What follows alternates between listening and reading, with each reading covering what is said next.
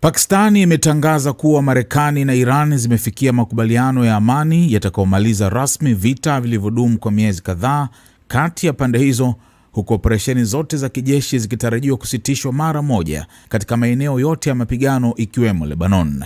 Tangazo hilo limetolewa na Waziri Mkuu wa Pakistan, Shehbaz Sharif, ambaye amesema makubaliano hayo yamepatikana baada ya mazungumzo makubwa ya kidiplomasia yaliyohusisha wapatanishi mbalimbali wa kikanda. Kwa mujibu wa Sharif, pande zote zimekubaliana kusitisha kabisa shughuli za kijeshi na kuanza mchakato wa mazungumzo ya kina yatakayolenga kuimarisha amani ya kudumu katika eneo la Mashariki ya Kati.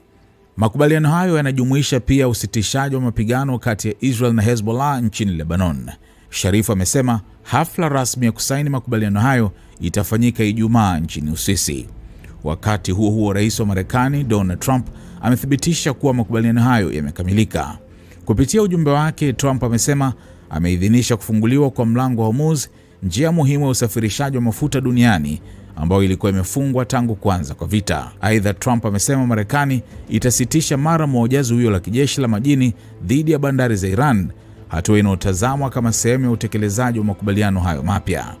Kwa upande wa Iran, naibu waziri wa mambo ya nje Kazim Haribabad amethibitisha kufikiwa kwa makubaliano hayo na kusema mwisho wa vita pamoja na operesheni za kijeshi katika maeneo mbalimbali ikiwemo Lebanon utaanza kutangazwa rasmi kuanzia usiku huu.